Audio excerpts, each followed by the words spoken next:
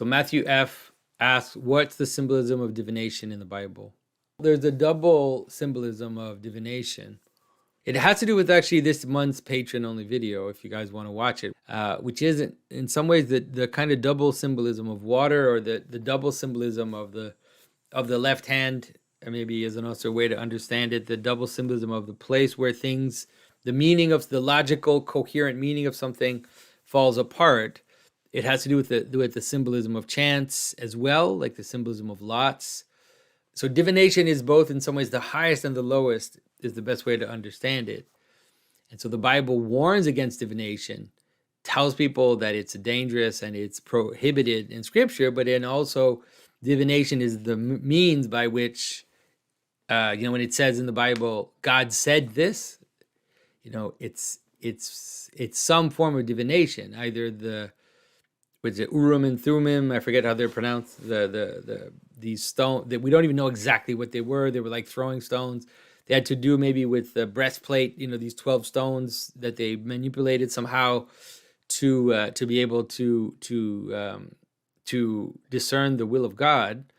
And so that's what it is. It's like an irrational, it's the place where logic and coherence breaks down. And in that place is both the lowest madness, loss of meaning, but then in the higher way, like the higher waters, the waters are separated in Scripture at the outset.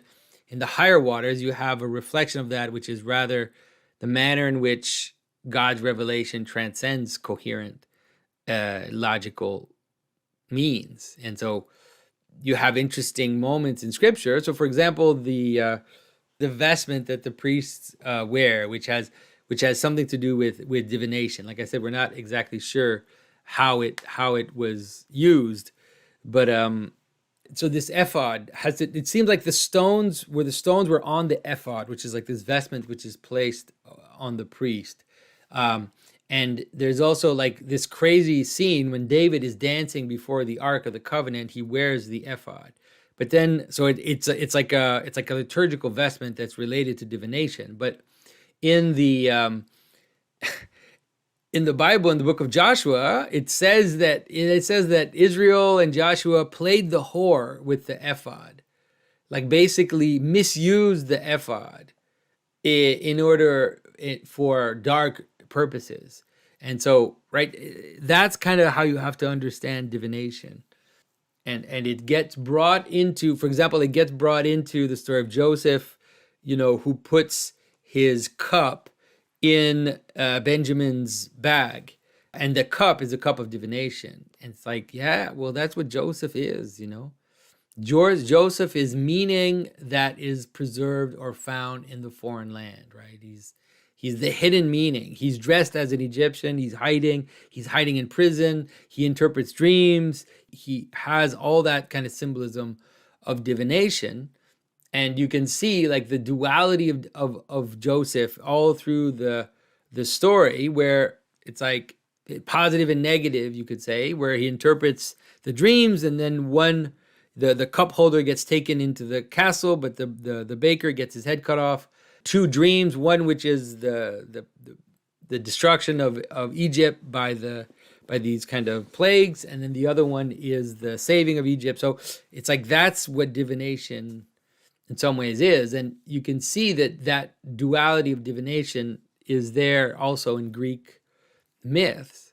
So the Pythia had that exact same type of relationship with her oracles, which is that when people would go to Delphi and ask the oracle a question, the Pythia would answer, but that answer would often be dual, and people would think it's positive, but then it could be either positive or negative, and sometimes it would end up being very negative. And then when they look back now at the Pythia's prediction, they're like, oh, that's why it's like it actually wasn't positive. Like it actually makes sense that this horrible thing happened to us, even though we didn't really see it at the outset. So anyway, so that's the symbolism of divination.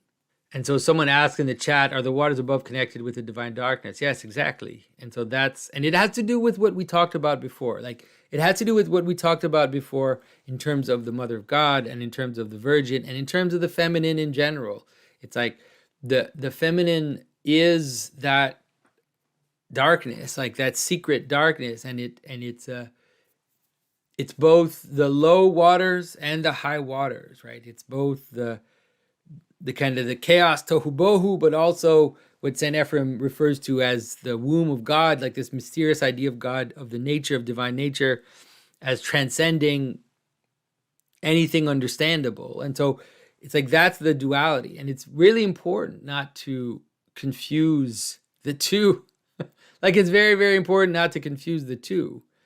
And it's very important for us now. Like, obviously, hopefully, none of you are actually doing divination. But what I say about divination is also applicable to dreams. And so, that's why the church fathers and the let's say the monastic fathers, they warn people against dreams.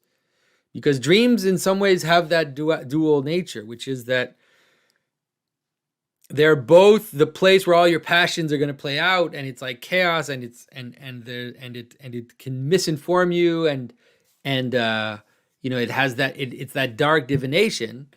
But then also, once in a while, it can be the means by which God will reveal truth and insight to you, and you see that in Scripture all the time. And so it has that. So it can be the highest revelation of God's will, but it also can be completely misleading and chaotic, and so it's very important not to confuse the two. And because most of us don't have the capacity to discern, it's probably best to ignore that aspect of reality. Is most of, like, let's say 99% of the time, and so that's how it is. Gohar M says, what about practicing lucid dreaming? The thing about lucid dreaming that I've always felt, because people would tell you, like, I lucid dream or whatever, is that it feels like it's a waste of time. Like, I'm not sure what it really brings people. It's like you should live in your life. If you start living in your dreams with these lucid dreaming, I'm not 100% sure what good it will ultimately do you, but I might be wrong. I don't know a lot about it, so